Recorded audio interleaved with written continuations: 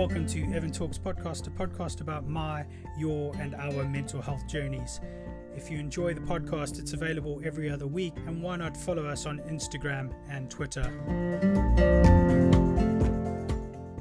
Hey guys, before we get stuck into this week's episode, I wanted to share with you that Evan Talks pin badges, as mentioned in episode 3, are now available to order. The pin badges cost £10 each. All profits are going to Mind and Samaritans. So if you'd like to order yours, please email evan.talks2020@gmail.com with your full postal address and name, and I will give you payment details, and that way we can get them sent out to you in first class post. Thanks very much and enjoy this week's episode. Hello and welcome back to Evan Talks.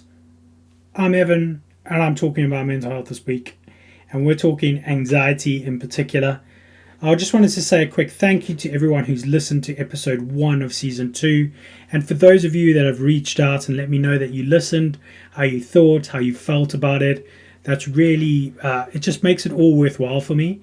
So I really am grateful for those of you who have reached out, and for those of you who feel like you want to reach out but don't maybe know how, please do just reach out. Just drop me a message, contact me on Instagram, on Facebook, wherever you might see the advert for the podcast. I know I've had quite a few people message me through LinkedIn, which was interesting. So thank you very much to all of you.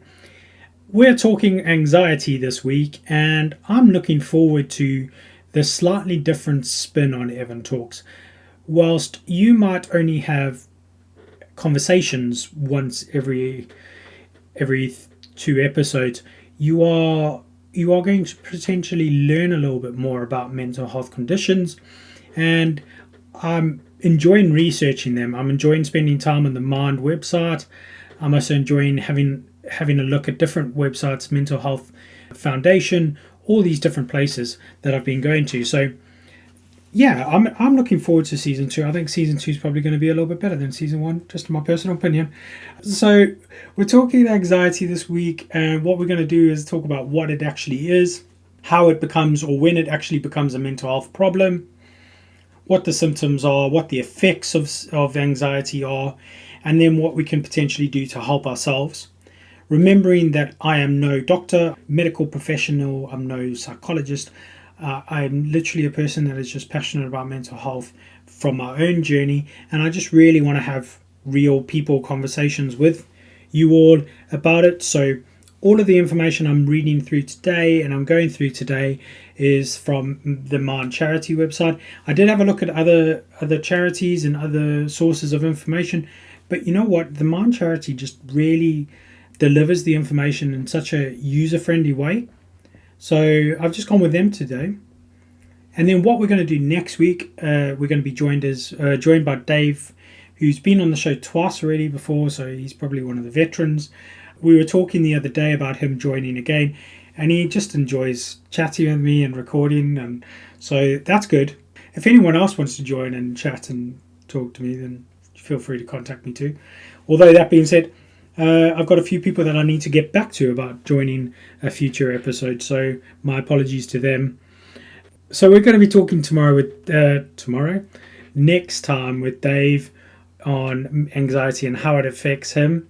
Now, what's interesting is if you talked to me about Dave a few years ago, and you said he struggles with some anxiety around situations more than anything else. So, for example, COVID right now has caused him a bit of anxiety, and he's going to go through that with us next week. But you know, it's interesting because I would have never thought that he was that kind of guy.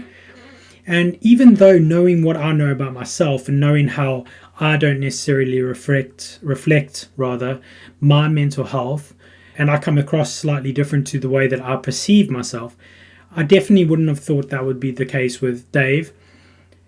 But then after I spoke to him the other day when we were getting ready to record, I realized that actually there's quite a few people I know, because they've now opened up to me about their own journeys, that I would have never thought about before they opened up, that they had that problem, or this would affect them in that way. So I guess what I'm trying to get at in a very roundabout way is maybe just let's be a bit more kind in our conversations with people, regardless of the scenario. So if it's the work environment or our personal environments, you never know what somebody's going through unless they tell you. So if you are laying into someone or being rude, or even if it's just like a casual encounter with somebody, you don't know what that person's going through to have led them to that situation or the way that they've behaved. So just bear that in mind and take it with a bit of pinch of salt. I'm always cautious of how I come across to people because I don't want to be disliked. Again, another problem of mine. But I'm very mindful that if we think back, it was just over a year ago that Caroline Flack passed away, and nobody really knew how much she was going through before that happened. And because it was such a public thing and everyone realized how badly she had been treated by the media, by the press, by everyone, it's horrible to think that we could have a similar, maybe not on such a magnified level, but a similar impact on somebody's life without knowing it. So just bear that in mind when we are doing what we're doing and we're going through our daily lives. I know people can be rude. I know people that can be dickheads and all that sort of stuff, but we don't need to be. We can be the better person, and we could be the person that acts kindly towards others. So now that I've talked for 6 minutes and said very little about anxiety, let's get into it. Let's talk about it. So what is anxiety? Anxiety is what we feel when we're worried, tense, or afraid, particularly about things that are about to happen or things that we envisage happening. Now, anxiety is a natural human response. It's important to realize that all of us will have some anxiety about certain situations, but it becomes a mental health problem when our feelings of anxiety are very strong and last for long periods of time, or our fears or worries are out of proportion with the actual situation, or when we actively avoid certain situations because they make us anxious. If we regularly feeling these symptoms of anxiety throughout our day-to-day lives, and they could even include panic attacks, then it's potentially then that they're becoming a mental health problem. The key thing to think about is if anxiety is making it hard for us to go about our everyday life, or making it hard for us to do the things that we want to do or we enjoy doing. So putting into perspective of my mental health journey, just because that's what I do, I suffer with anxiety around social situations because I've got self-esteem problems, and because I don't believe that I'm a good person, or I don't believe I'm a good person. I don't believe that I deserve anything at all. Love, affection, nice things, good things, respect. I don't believe in all of that. I don't know why, I really struggle to find out why. I'm working on it, guys. But I avoid social situations, and all of my friends who are listening to this know this about me already. There is definitely certain times where I've said I'm not feeling well and not maybe told them what I'm feeling so that I don't have to go to a certain party or do a certain thing. Now, it's not as regular as it used to be, but it is definitely there. And I'm anxious about going back to the real world when lockdown stops. Even just looking at the different time frames in which the government in the UK are proposing to end lockdown. I'm already looking at June 21st, and not like a lot of people who are saying that they are looking forward to it and they're like getting ready for their night out, because that's when the nightclubs open. That's when everything should be back to some form of normality. And I'm thinking, no. Can I really make an excuse for not doing something on the 21st of June if that's when it actually all happens? So I know that anxiety is real for me, and that definitely hinders my friendships, my relationships, all of that sort of thing, because I don't believe that I deserve anything, and therefore I avoid certain situations. Now, What are the symptoms of anxiety? Well, they can be different for all of us. So it's important that you tap into what you're going through or how you're feeling. Some effects it might have on your body would include like a churning feeling in our stomachs, like nausea feeling lightheaded or dizzy, pins and needles, feeling restless, unable to sit down or sit still, headaches, back pain, other aches and pains, speeding up of our breathings or not being able to breathe properly, fast thumping, irregular heartbeat, sweating or hot flushes, definitely sleep problems. That's a big problem for me. When my anxiety is working up, I struggle with my sleep, grinding your teeth, especially whilst you are sleeping, needing to go to the toilet more often or less often, and definite changes in your sex drive could be a symptom of anxiety. I didn't know about that one.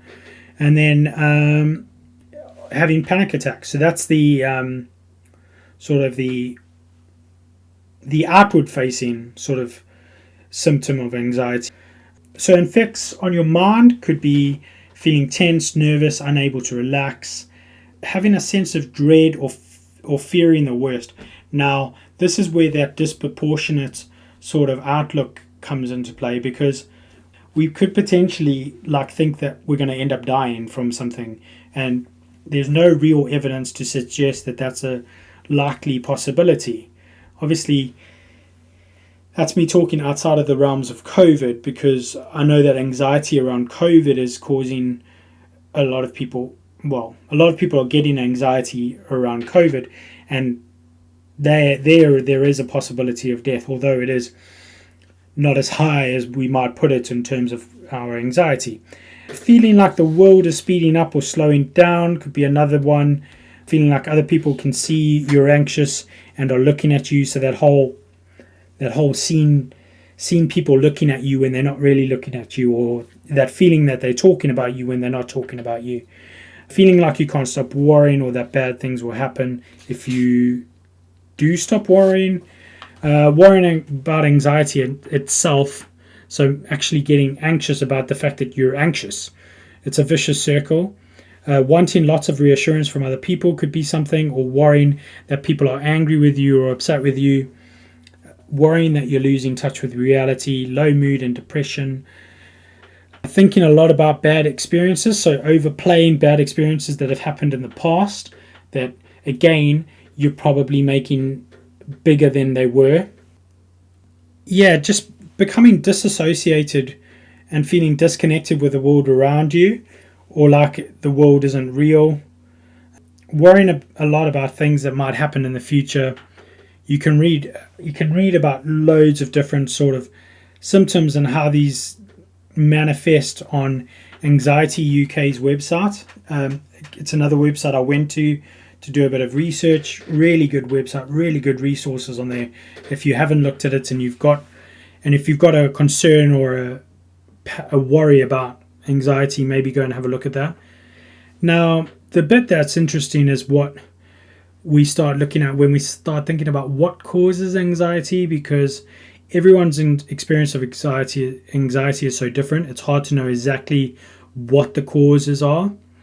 And there's so many factors involved, it makes it even harder. So research shows that having a close relative with anxiety problems might increase your chances of experiencing anxiety problems in yourself, but that's often called anxiety sensitivity, because you've been around somebody with anxiety. You start to sort of mirror their behaviors and start to worry about the same sort of things that they would worry about. So it's just mindful that it's not definite that it could be inherited genetically, but it could be passed on through having experiences with somebody with anxiety, if that makes sense. But at the moment, there's not enough evidence to show whether we can share genes of anxiety with somebody. So just bear that in mind. Your past or your childhood experiences could affect your likelihood of having anxiety. Difficult experiences in childhood, adolescence, and adulthood are common Triggers for anxiety problems, so going through stress and trauma when you're very young, is likely to have an impact on you. Your current life situation will definitely have an impact.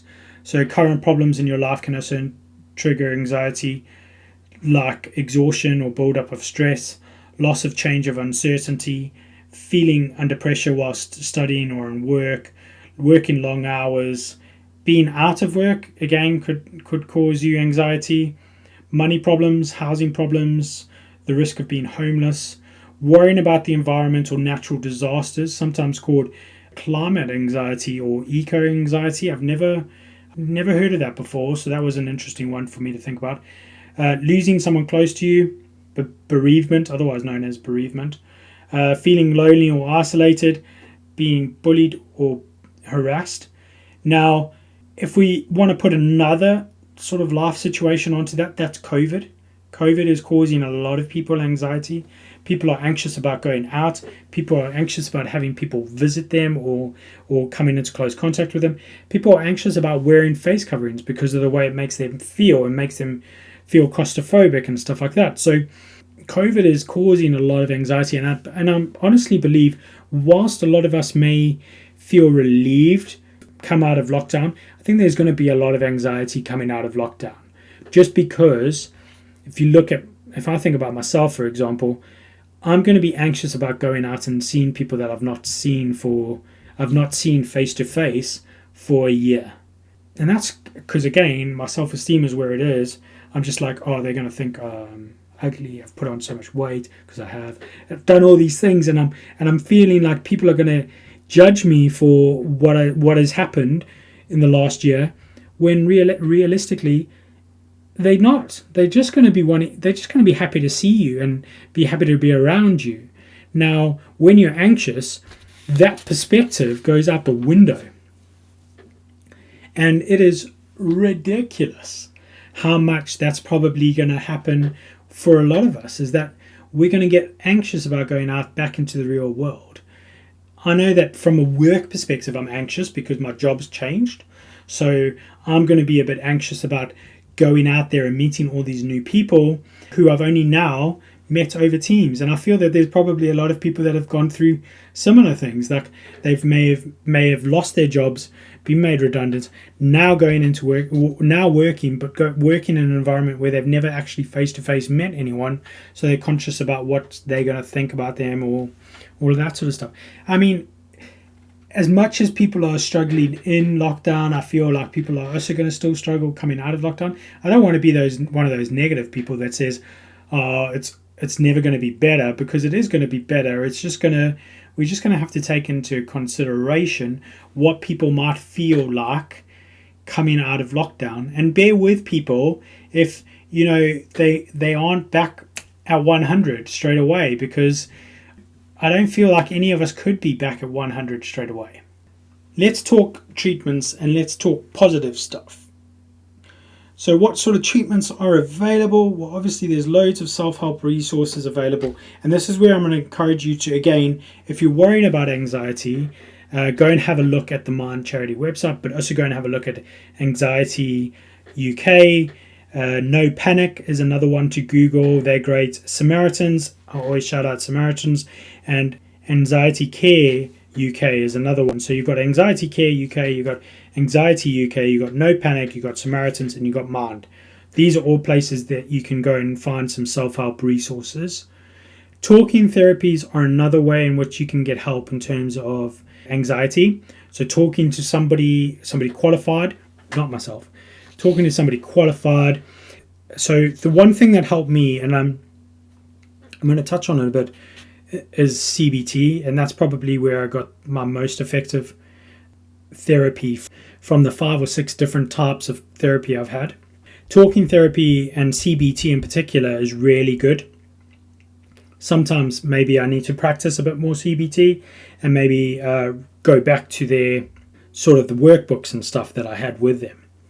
Now, self-help resources might be the first treatment your GP offers you, and this is because it's available quite quickly and there's chance it could help you feel better without needing any further options.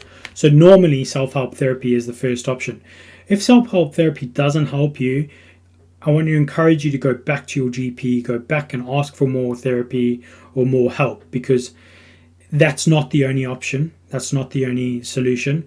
There is obviously, after we talk about talking therapies, there is obviously the option for medication, which I know a lot of people don't enjoy.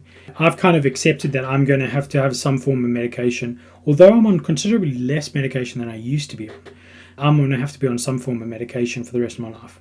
Because as soon as I come off it, or if I'm weaned off it and we try and do it the sensible way, it doesn't work, and I tend to have more bad or low episodes than I would normally if I'm on medication. Let's talk self-help. Self-help can be delivered through two options. So you've got workbooks. There might be particular titles or schemes available from Reading Well. It's a book that offers a book that's actually offered on prescription. The scheme is supported by most local libraries, so you can go in and check out the books for free. You don't actually need a prescription from a doctor to do it, but there is that option. And then you've got online cognitive behavioral therapy programs. So there's several CBT-based apps that treat anxiety and panic attacks. If you also go into like an app store and have a look, there are loads of good apps out there that could help with your self-help sort of thing. But then when we go into talking therapies, where you're actually going to get professional help, that's when like cognitive behavioral therapy comes in. So CBT, this focuses on how your thoughts, beliefs, and attitudes affect your feelings and behavior, and teaches you coping skills for dealing with those different problems. Now, for me, the CBT I looked at mostly was around self-esteem and self-image. So I really thought about that and how I view myself. Now, as you would have gathered from this episode, I still have a problem with self-esteem. I definitely have a problem with it. And it's a vicious circle, because my negative self-image fuels my self-esteem problems, which fuels my anxiety about social situations. It is a vicious circle. But other than CBT, you can try applied relaxation therapy. This involves how to relax your muscles in situations when you normally experience anxiety. I've never tried that one. I don't know. If you have and you want to reach out, let me know about it. That'll be cool. Talking therapies are definitely a way to help with the anxiety, and I did notice my anxiety levels drop when I was getting help, and even after that for some time. I think my anxiety levels are definitely increased at the idea of going back into like the normal world, where we don't have to wear a face covering and people don't know that it's heaven. If you are looking at maybe advice for family and friends, or how to help family and friends, the key thing is, obviously with most mental health conditions, is don't pressure people. So if they're reaching out to you and they're saying they're struggling with something, don't pressure them to talk. Let them feel like they can control the conversation. And once you've done that, really encourage them to get help if they can. If you can, try to understand, maybe point them in the direction of somebody that you think might be able to help them, or maybe you've got a family member or a friend who is going through similar things and they can help each other. But if they don't feel comfortable asking for help by themselves, maybe be there to help them with that journey. So if maybe they are contacting their GP or going to the doctors for whatever reason to maybe speak to somebody, help them through that. Be there for them through that, and be that support network that they need. Because I know that when I've struggled in the past and I've had good friends be there for me when I've been having to go to get help, it makes all the difference, and it makes me feel like I'm able to actually get help and I'm not alone. And then finally, encourage them to look after themselves. And if they are feeling down and they're feeling low, or if they're feeling anxious in this situation, get them to reach out to either you or, again, somebody else who they feel more comfortable speaking to, and get help, and maybe just talk. Because the key thing with anxiety is that once you start talking to somebody about it and they don't offer solutions, they don't offer advice, they just listen, then it kind of naturally puts it in perspective for yourself. So it makes life a little bit easier, talking it through with somebody and putting it into perspective a little bit more. I know that my perspective's way out when I'm going through any sort of low episode. So talking to somebody often helps me put things into perspective a little bit more. And I guess that's why the podcast helps, because I'm talking things through and it puts things in a bit of perspective. And you know what? If anything I've taken away from this episode is that I'm potentially going to look up those cognitive behavioral therapy workbooks that I've got and maybe do some of those exercises that we did in those group exercises. So I did group therapy for my cognitive behavioral therapy as well as one-on-one therapy. And I think having done both helped me. The group therapy helped me put things into a bit of perspective. But then the one-on-one therapy is where I really kind of doubled down on some key triggers for me, and that was the self-esteem and just not believing that I'm good enough. So on that very low point, we're going to wrap up this episode of Evan Talks. I'm laughing because it's my mental health, and I can laugh at my own mental health because I've got a good relationship with my bad mental health. So that's how I'm putting it into perspective for myself. So that was episode 2, guys. Let me know how it was, because I'm not convinced at the time of recording that it was my best work. But you can let me know. So next week, or not next week, the week after rather, we are talking to Dave. Then we're talking self-esteem, which, that could open up a whole world of pain for me. Or could help me massively. Let's look at the positive. Thank you everyone for joining and listening. Please look after yourselves. Please still follow the social distancing. Please still be safe out there, because if we're not, then it's just going to slow the whole process down. So thanks everyone. Look after yourselves, and I will speak to you all in 2 weeks' time.